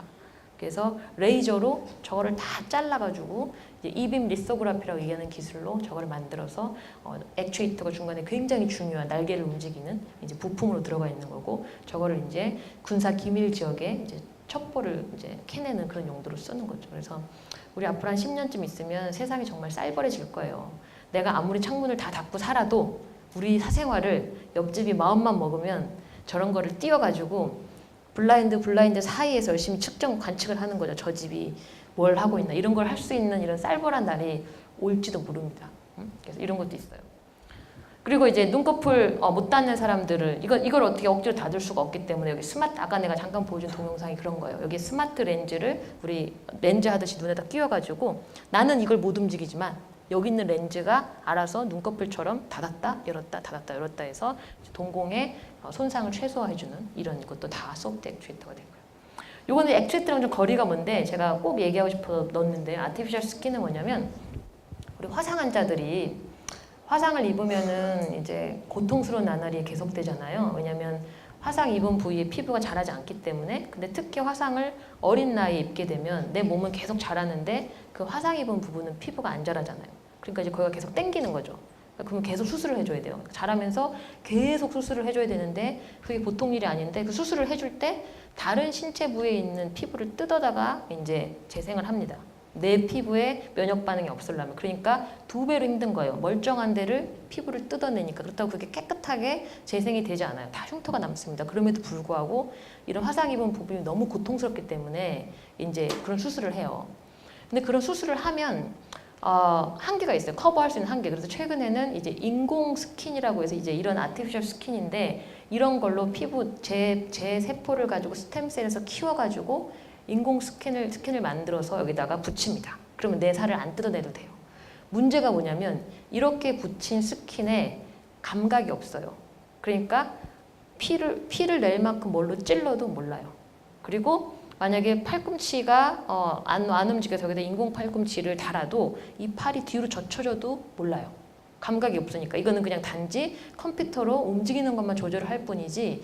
그러니까 아까 구원이 같은 아이가 눈에 뭐 차가운 정도나 혹은 꽉 눌렀을 때는 아픈 정도를 느껴야 그게 그 아이의 삶이 임프루브가 있는 거지. 그냥 그거는 의족이랑 다를 게 없잖아요. 그래서 이런 정말로 이런 인텔리전트 시스템이라는 게 굉장히 필요합니다. 이거 어떻게 그래서 할 것 같아요? 실제로 눌러도 아픈 걸 느끼게 하고 이런 거 어떻게 할 것 같아요? 센서. 센서. 대답이 나왔는데. 어떻게 하냐면요.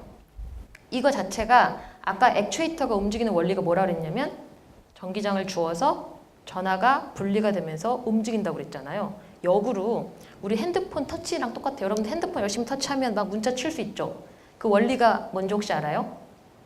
정전식, 전압식 이렇게 요즘 다 정전식이니까. 그래서 내 손을 휴대폰 표면에 대면 그 주변에 정전기가 생기죠. 그거 눌러지니까. 그래서 거기에 전하가 많이 몰리면서 얘가 액추에이터가 하는 거에 역반응이에요. 그러니까 뭐냐면 내가 이 스킨을 딱 누르잖아요. 그럼 여기에 전하가 몰리면서 전하가 갑자기 확 몰리면 내가 여기를 꽉 누르게 되면 전기장이 걸립니다. 그래서 하는 일이 뭐냐면 외부에서 누군가가 날 눌렀다. 그러면 여기에 원래 갖고 있던 이제 캐패시턴스라고 얘기하는 전기 용량이 있는데 그 용량 값이 바뀌어요. 그러면 그걸 센서로 달아가지고 뇌에다가 신호를 줍니다. 캐패시티가 10이면 이 정도 아픈 거야. 100이면 아파서 소리를 질러야 돼. 이런 거죠. 혹은 200이면 피부가 찢어지기 일부 직전. 이런 굉장히 이것도 똑같이 프로그래밍 센서가 달려 있어가지고 내가 직접 느끼는 게 아니라고 생각할지 모르지만 직접 느끼는 거예요. 왜냐하면 내 뇌에다가 내 뇌가 이 피부에 연결되는 신경은 끊어졌지만 내가 인공적으로 그 신경을 뇌에다가 연결하는 거예요. 그래서 누가 누르면 스탠포드 대학에서 개발한 건데 실제로 누르는 멀쩡한 살을 누르는 것과 똑같은 통각을 느낍니다. 그게 다 뭐냐면 캐패시턴스가 얼마 이상이 되면 뇌에서 아파라 하고 딱 여기다가 회로를 연결해 놓는 거예요. 그래서 이것도 실제로 이렇게 몸이 안 좋은 사람들이 좀 더 고퀄러티의 삶을 살 수 있는 것을 위해서 지금 아주 많은 전 세계 유수 연구진들이 연구하고 있는 분야예요. 그래서 지금까지 인공 근육에 관한 얘기 많이 했는데 좀 재미있었어요? 다시 제 삶으로 돌아갈 건데 아까 다 안 보여줘가지고 지금 제가 한 30분 정도 할 거라고 했는데 그 정도 딱 했어요. 그래서 다시 돌아가서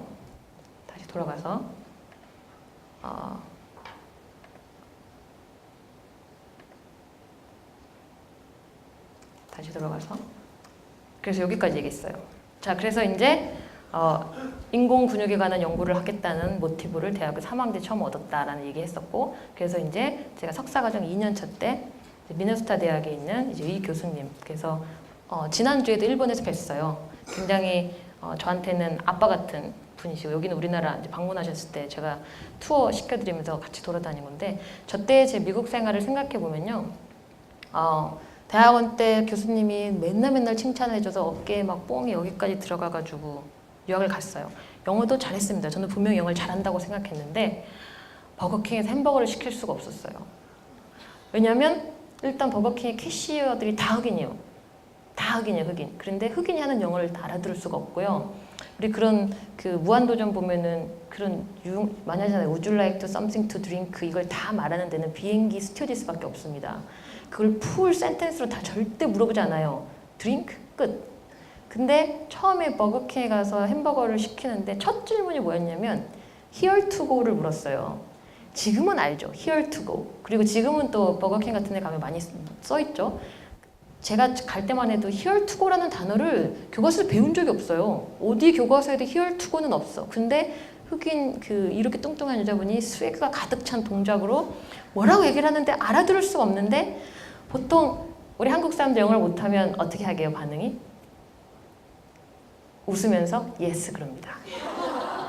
예외 없이 yes 그래요. 그런데 보통 이제 나중에 외국에 갈 일이 생겼을 때 절대 하면 안 되는 단어가 yes입니다. 차라리 no 하세요. no.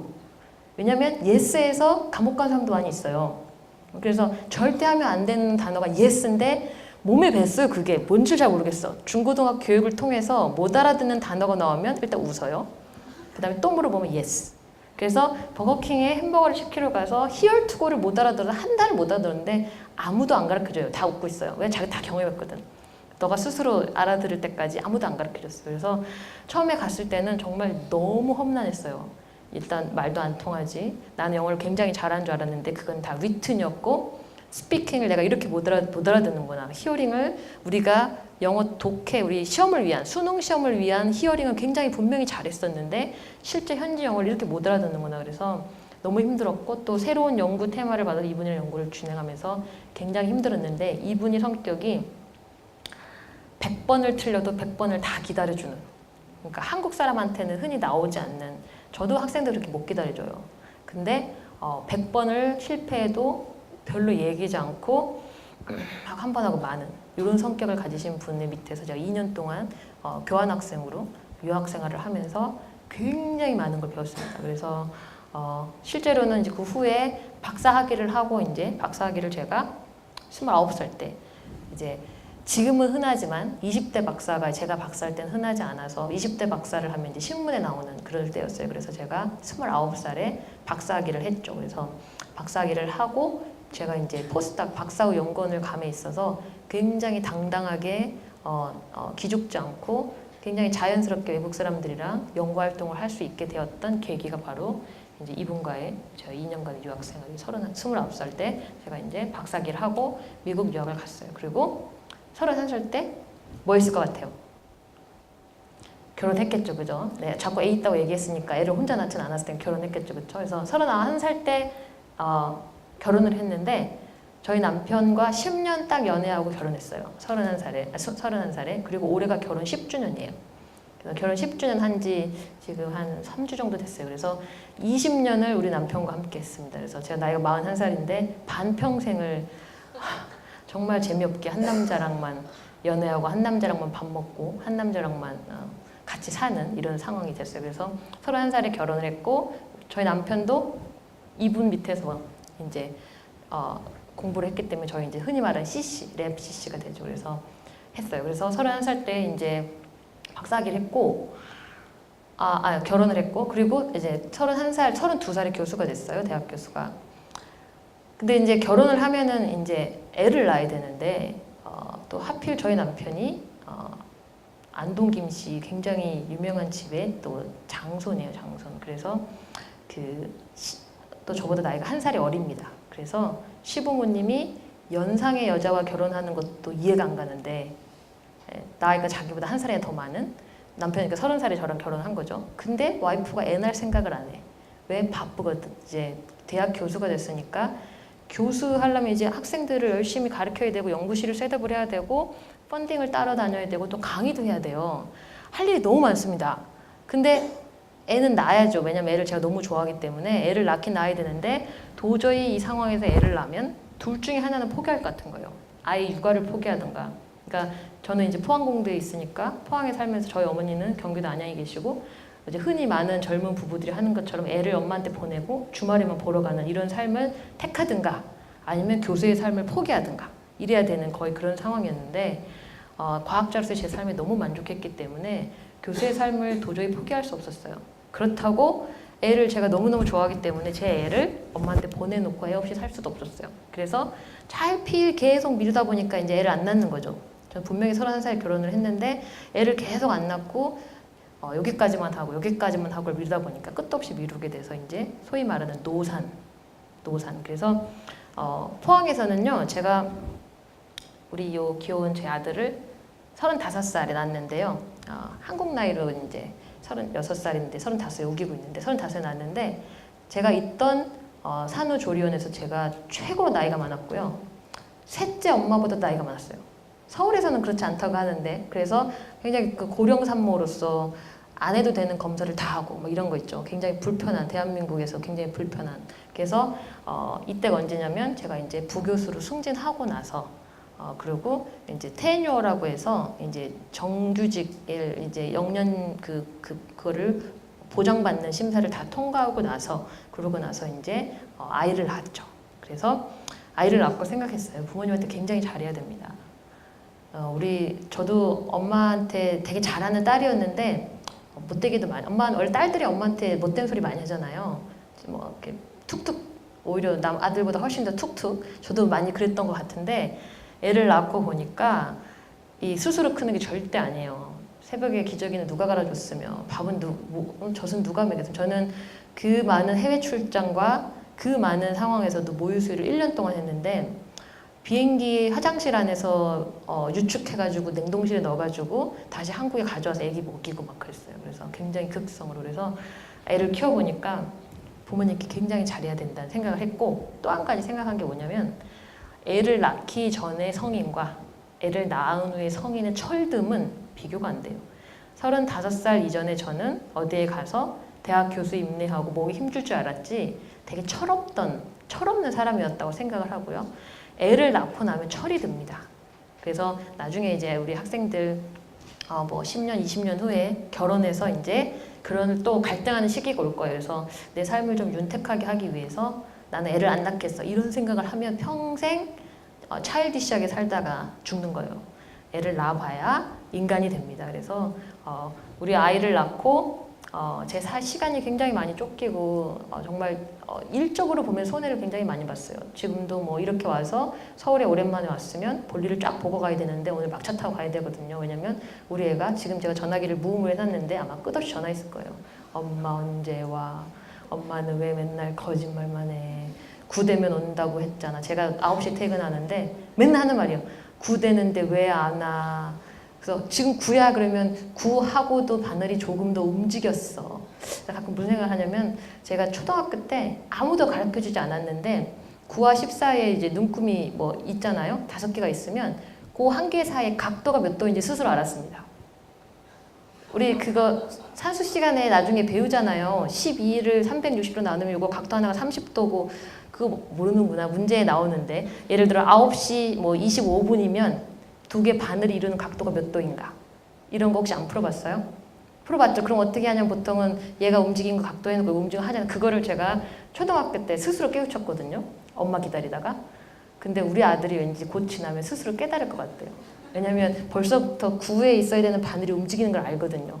제가 9에 안 가면 9시 10분과 15분을 구분할 줄 알아요. 그래서 좀 지나면 그런 얘기 할 것 같아요. 어쨌든 굉장히 그 손해보는 게 많지만 얻는 게 훨씬 많습니다. 그래서 여성 과학자로서 아이를 키우는 이런 두 가지의 행복을 느끼게 해주는 이런 삶에 굉장히 만족하고 있고 어디에 가서 수상소감을 하든 항상 그 말을 해요. 제가 작년에 상을 굉장히 많이 받았는데 영어로 할 때도 제가 딜런 메달 받을 때도 영어로 할 때 똑같이 얘기했어요. 내 삶을 보다 윤택하게 만들어주고 내가 어른이 될 수 있게 해준 우리 아들한테 가장 감사한다. 그래서 제 시간을 쓰는 거라고 절대 생각하지 않아요. 그래서 이게 이제 제가 오늘 이제 리스트업한 제 삶의 결정적인 순간이고요. 다시 과학으로 좀 돌아갈게요. 인공근육 얘기는 다 했고 과학 말고 다른 얘기 하나만 좀 할게요. 제가 원래 주하는 연구 분야가 인공근육 말고 주하는 연구 분야가 에너지 소재 연구를 많이 하기 때문에 그래서 에너지 연구를 하는 사람들이 흔히 많이 보여주는 슬라이드인데 제가 이제 미국에서 박사후 연구원을 할 때 UC 버클리와 캘리포니아에 있기 때문에 캘리포니아의 그 너바다주로 가는 요 경계에 굉장히 큰 시에라 스노우팩이라고 여기 다 얼음으로 돼 있는 이런 이제 그 스노우팩이 있어요. 그래서 그 예측에 의하면 기후 대응 예측에 의하면 2020년도 그러니까 이거는 사실 기준 2010년도 기준이었고요. 2020년 되면 벌써 한 3년밖에 안 남았는데 그 중에 25%가 녹아내릴 거고 2090년이 되면은 거의 안 남을 거다라는 예측이 있고 저런 예측이 사실 굉장히 잘 맞아요. 빅데이터를 기반으로 시뮬레이션 하기 때문에 그래서 여러분들 2090년 되면 저는 나이가 거의 120살이 될 거니까 없을 텐데 여러분들은 몇 살이에요? 저 때 되면?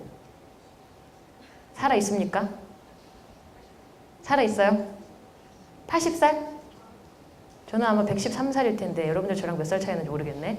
요때 살아있는 사람들은 사실 요때까지 안 가도 돼요. 이미 2070년에 실제로 이런 일이 벌어진다면 정말 큰일이 일어날 거예요. 그래서 그 가끔씩 KBS나 MBC, EBS에서 하는 그런 다큐멘터리를 유심께 보면은 북극의 눈물 뭐 그런 거 알죠? 막 그런 거 보면서 저는 막 혼자 눈물 흘리고 그랬어요. 왜 눈물 흘렸냐면 보신 분들도 있을 텐데 원래 북극곰이 저렇게 생겼죠. 우리 코카콜라 선전 때문에 북극곰에 대한 엄청난 착각을 하는데 북극곰은 굉장히 사납습니다. 해표 잡아먹는 광경을 보셔야 돼요. 얼음과 얼음 사이에 해표 뭔지 알죠? 바다 사자처럼 생긴 이렇게 굉장히 귀엽게 생긴 눈 새까매가지고 이렇게 동그랗게 생긴 바다처럼 생긴 게 물속에 살아요. 근데 숨을 쉬려고 가끔씩 물 밖으로 한 번씩 고개를 내밉니다. 근데 그거를 얼음 위에서 이렇게 보고 있다가 이제 뽀글뽀글 나오잖아요. 그 찰나를 해서 얘가 숨을 쉬려고 고개를 내는 순간 앞발로 그냥 그대로 나가채서 바로 잡아먹어요. 그걸 딱 보는 순간 콜라 맛이 뚝 떨어집니다. 그래서 우리가 보는 이런 하얀 애기 딱 하고 있는 이런 정말 예쁜 느낌의 북극곰은 코카콜라가 만들어낸 환상이죠. 실제는 굉장히 잔인한 동물이에요. 그런데 어쨌든 간에 원래는 이래야 되는데 그 북극의 눈물에 이런 장면이 나왔죠. 너무 속상해서 울었어요.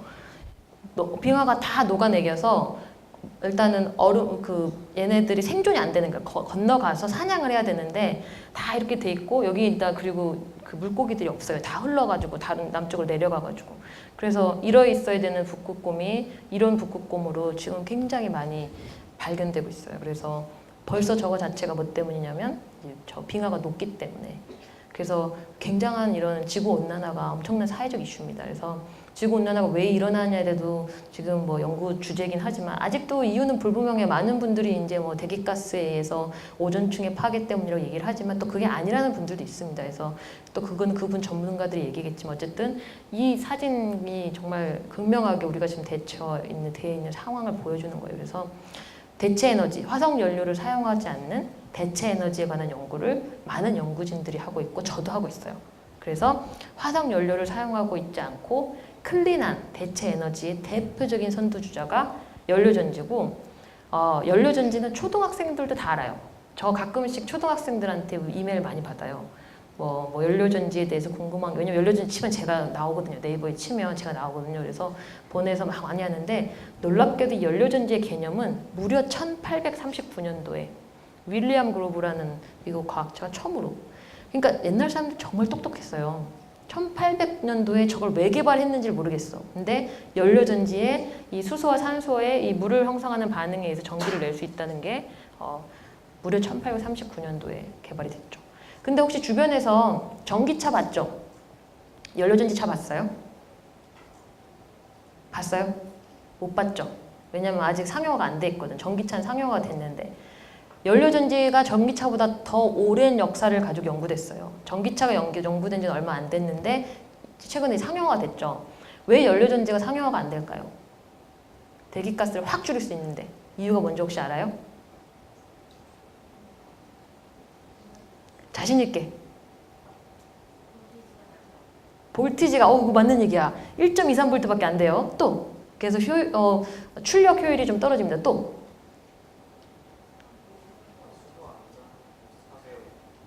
수소를 안전하게 실어야 되는데 그게 문제죠, 그렇죠? 수소가 일종의 폭탄이니까, 그렇죠? 또 제일 중요한 거 우리 원래 뭐 살 때 제일 중요한 게 뭐예요? 그죠? 제일 중요한 거 가격이잖아. 메이드 인 차이나 사시면서 왜 그러세요, 다들, 그죠? 제일 중요한 거는 가격이에요. 전기자동차가 이제 리튬 전지 우리도 연구하는 분야긴 한데 쓰는데 전기자동차가 가격이요 보통 한 4천만 원에서 5천만 원 정도 합니다. 근데 이제 정부에서 이제 텍스 크레딧을 주기 때문에 실제로 구입하는 가격은 그보다 1,000만 정도 싼데 여전히 비싸죠. 근데 해볼만 하죠. 그쵸? 연료전 자동차는 원래는 1억 2천이었어요. 그 SUV 기준으로. 근데 최근에 가격이 많이 절감돼 최근에 8천만 원입니다. 근데 누가 SUV 자동차를 8천만 주고 사겠어요? 안 사죠. 가격이 너무 비싸니까. 왜 그렇게 비싸냐면 누구 때문이에요? 백금 때문에 백금. 이 반응이 그냥 일어나는 반응이 아니에요. 요 안에 요 빨간색으로 표시한 여기에 다양한 촉매층이 있어야만 이 반응이 일어납니다. 우리 화학에서 액티베이션이라고 표현을 하는데 캐탈리틱 액티비티가 있으려면 촉매가 있어야 돼요. 그게 백금이에요. 근데 그 백금 가격이 아까 얘기한 8천만 원 중에 한 6천만 원 정도 차지. 그래서 해결이 안 돼요. 왜냐면 백금이 비싼 거를 누가 해결해 줘야 되는데 해결이 안 되죠. 그래서 많은 연구진들이 백금을 대체하는 값싼 촉매를 연구하고 있어요. 근데 저는 고분자하는 사람이잖아요. 자, 그래서 또 한번 질문해 볼게요. 백금이 엄청 비싸단 말이에요. 그런데 비싸도 살 수 있어. 8천만 원 투자해서 살 수 있어요. 근데 왜 안 사냐면 이 백금의 성능이 1년도 안 돼서 절반 이하로 뚝 떨어집니다. 그 이유가 뭐냐면 공기 중에 존재하는 수없이 많은 일산화탄소, 이산화탄소가 백금에 흡착이 돼요. 그러니까 꺼먹게 되는 거예요. 그래서 뭐 생각하시면 되냐면요. 갈비집에 고기 구워 먹으러 가면 연통 이거 있죠. 이렇게 그 속에 혹시 봤어요? 속 이렇게 손 넣어서 해보면 절대 안 돼요. 속이 보면 시꺼멉니다. 연통 안에 속이 시꺼매요. 그게 왜 시꺼멀까 혹시 생각해봤어요? 그런 호기심을 가져야 훌륭한 과학자가 됩니다. 왜 이 안이 시꺼멀까? 이거를 생각을 해야 이제 훌륭한 과학자가 돼요. 탄소니까. 탄소는 새까만 거 다 알잖아요. 그쵸? 흑연, 우리 연필심, 그래파이트. 까맣잖아요. 그런데 그 안에 있는 건 대부분 다 CO가 흡착되어 있는 형태로 탄소와 옥시전이 1대1로 있는. 그래서 탄소가 많기 때문에 시꺼먼 거예요. 시꺼머니까 연통을 닦거나 버리거나 해야 되죠. 똑같은 일이 연료전지에 백금 촉매층에 일어납니다. 그거 어떻게 해결할 수 있는지 알아요? 고깃집에 가서 고기 열심히 굽는데 이 연통을 난 연통이 정말 소중해. 이 연통을 절대 새까맣게 만들고 싶지 않아. 집에 있는 우리 가스레인지 위에 후드 시간 지나면 까매지거든요. 그거 먼지 껴서 까매지는 거 아니에요. 똑같은 원리로 일산화탄소, 불완전 연소된 일산화탄소가 다 가서 흡착. 일산화탄소는 굉장히 어마무시한 흡착 성질을 가지고 있어요. 그게 들러붙어서 까만 거예요. 열심히 닦죠, 엄마들 우리. 막 세제 써가지고 닦잖아요. 나는 어떻게든 얘를 안 까맣게 하겠어. 그럼 어떻게 하는 게 제일 좋은 방법인지 알아요? 코팅, 흡착이 안 돼 코팅하면 됩니다. 네, 영구적이지 않지만. 가장 쉬운 방법은 뭐냐면요. 연통을 100도 이상으로 뜨겁게 만들면 돼요. 그러면 일산화탄소가 올라가다가 흡착이 돼야 되는데 흡착이 안 되고 바운스가 돼서 다른 데로 가버려요. 그래서 가장 쉬운 방법은 이 흡착되는 대상의 온도를 100도 누가 알았느냐? 이미 다 실험적으로 이론적으로 밝힌 온도예요. 100도 이상으로 올리면 그러면은 흡착이 안 돼요. 그걸 왜 여기다 적용을 못 하느냐? 자동차 일반적으로 중형차 엔진룸 온도가 다 100도, 70도에서 100도 사이에서 올리는 게 아무 문제가 안 돼요. 근데 문제가 뭐냐면 연료전지는 물을 매개로 하는 시스템이잖아요. 100도로 올리게 되면 어떻게 될까요? 물이 다 날아가겠죠. 그쵸? 전기가 고분자가 전기가 안 통해요. 고분자가 아니 이온이 안 통해. 이게 일어나야 되는데 이런 흐름이 얘를 100도로 올려버리니까 고분자층이 물이 하나도 없어요. 그래서 작동을 안 합니다. 그래서 연료전지가 상용화가 되려면 가장 중요한 게 뭐냐면 100도에서 물이 안 날아가는 고분자를 만들면 돼요. 그러면 우리가 먼 미래 안에 연료전지 자동차를 볼 수 있어요. 그러면 이제 여러 가지 아이디어가 있어요. 100도에서 어떻게 하면 우리 100도에서 물이 안 날아가게 하고 싶어. 라면 끓이면은 100도에서 물이 다 날아가잖아요. 어떻게 하면 100도에서 물이 안 날아갈 수 있을까요? 고압. 네, 고압. 그게 지금 현재 하고 있는 방식이에요. 컴프레서를 달아가지고 고압을 하죠. 비쌉니다. 비싸요. 유지 관리비가. 근데 그 되게 좀 직접적인 방식. 현재 지금 그렇게 하고 있어요. 연료 자동차. 또 뭐가 있을까요? 전해질을 잘 디자인하면 되겠죠. 그렇죠? 물이 안 날아가게. 초등학교 지식으로 할 수 있는데 혹시 또 다른 아이디어 있어요? 이게 바로 뭐였냐면 제가 미국의 박사후 연구원을 갔을 때 연구 탑픽이었어요. 저희 지도 교수님이 오늘 사진에 없었지만 발사라 교수님이 딱 미팅을 하는 자리에서 정말 짧고 간단하게 이게 문제네. 이걸 해결하게. 지금 제가 질문과 똑같이 설명해주면서 이러이러 하니까 100도에서 물이 안 날아가는 고분자 전해질을 만들어. 그러면 돼. 라고 해서 끝. 그래서 제가 이제 멘붕에 빠졌습니다. 나보고 어떻게 하라는 거지? 그래서 열심히 공부를 해도 답이 안 나오죠. 당연히. 그래서 너무 스트레스 받다가 저희 남편이랑 우리 그냥 휴가를 가자. 나 스트레스 받으니까 아이디어도 없고 머리가 안 돌아가. 그러면서 나이가 30이 넘었더니 머리가 안 돌아가 그러면서 이제 휴가를 갔어요. 휴가를 갔는데 캘리포니아에 이 제너럴 셔먼 나무라고 잎트리라고 요게 사람이에요. 요게. 그래서 이 사진을 원샷에 닿기 거의 불가능합니다. 그 지나간 도로에서 찍은 사진이에요. 그래서 요게 사람이고 나무가 전 세계에서 근데 이게 놀랍게도 제일 큰 나무가 아니고요. 중국에 또 2개가 있어요. 그래서 3번째로 큰 나무인데 이 나무가 수십 년, 수백 년을 살아 있어요. 드라이업이 안 되고. 근데 캘리포니아가 이 캘리포니아에서 이렇게 그 사막 데저트, 그 라스베가스 가는 그 너바나 쪽에 있는 데는 온도가 엄청 높아요. 하루 종일 땡볕을 받습니다. 근데 이 나무가 안 말라. 물은 어디밖에 안 주냐면 물은 여기밖에 안 줘요. 근데 이 큰 나무가 여기 있는 물을 먹어서 여기까지 물이 다 올라가서 건조가 안 된단 말이에요. 제가 휴가를 가면서 저 나무를 보면서 우리 남편이랑 저 나무도 왜 안 말라 죽지? 정말 아무 생각 없이 얘기했던 우리 남편이 아 모세관 때문에 그렇지 뭘 안 말라 죽어 툭 던지는 거예요. 그래서 그래 그거다. 모세관을 모르는 사람은 대부분 없어요. 중등교육 이상을 받으면 모세관은 원래 뭐냐면 물이 있으면 관이 얇아질수록 많이 빨리 올라가는 이게 모세관 현상이죠. 캐필러리 액션에 의해서. 근데 뭘 알 수 있냐면 이 샬레에 있는 물을 100도로 가열했을 때랑 여기 있는 요 물을 100도로 가열했을 때랑 당연히 누가 더 빨리 날아갈까요?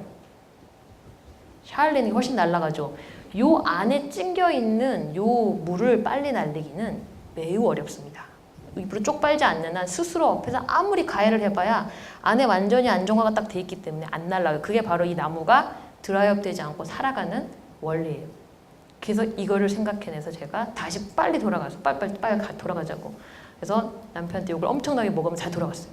그래서 저렇게 모세관을 가지고 있는 고분자를 개발한 게 저희 첫 번째 이제 메이저 리서치 리절트가 되죠. 그래서 교수가 될 수 있었던 아주 첫 번째 중요한 결과가 이제 그게 됩니다. 그래서 이 얘기를 제가 굳이 하는 이유가 뭐냐면요. 과학자가 되려면 뭐 학과 공부 열심히 해서 뭐 왜 암기하는 과목도 중요해요. 그러면 아마 이공계 대학에는 잘 갈 수 있어요. 그리고 아마도 대학원에 가서 교수님께서 주시는 토픽을 가지고 교수님이 시키는 대로 잘 따라오면 게으르지 않으면 아마도 훌륭한 대학원생이 될 수 있습니다. 그런데 훌륭한 과학자가 될 수는 없어요. 훌륭한 과학자는 남들이 아무도 생각하지 못하는 창의적인 아이디어를 낼 수 있는 사람만 훌륭한 과학자가 될 수 있어요. 그러려면 항상 공상과 상상을 해야 됩니다. 멍 때리는 거를 자주 하는 거예요. 그래서 혼자 갖가지 생각을 하고 보는 사물에 항상 호기심을 가지고 이거를 내 연구로 연관시키려는 그런 노력을 해야만 훌륭한 과학자가 돼요. 그래서 이게 제가 첫 번째로 그거를 제 스스로 교수님의 그 지도를 벗어나서 혼자 독립적으로 생각해냈던 게 이런 거예요.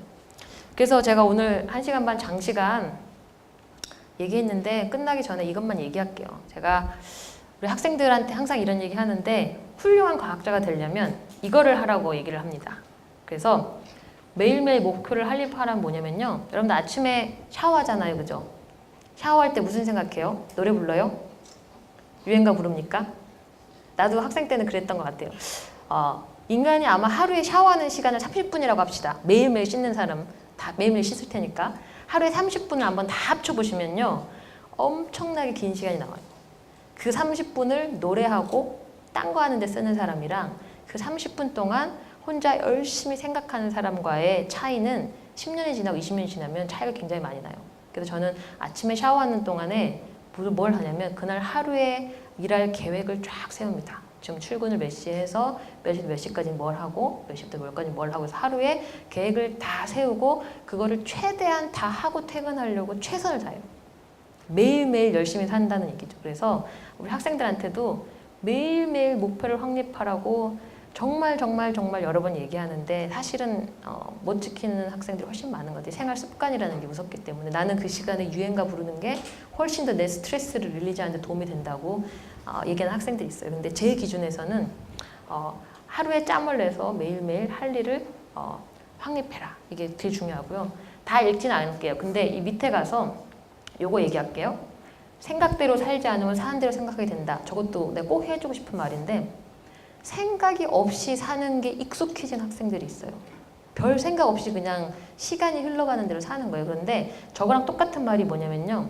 성공하는 사람들은 일이 해야 될 게 10개가 있으면 중요한 순서대로 합니다. 실패하는 사람들은 듀에 맞춰서, 기한에 맞춰서 닥친 것부터 합니다. 그런 사람은 실패해요. 이 말이 지금은 잘 각인이 안 될 텐데 나중에 사회인이 되면은 굉장히 큰 차이를 납니다. 그래서 내가 해야 될 일이 10개가 있는데 중요한 순서대로 정성을 다해서 하는 사람이랑 앞에 닥친 거 급급해서 내일 수학 시험을 보니까 일단 수학 공부를 해. 그리고 그 다음날은 무슨 과목이니까 그건 좀 이따 생각해.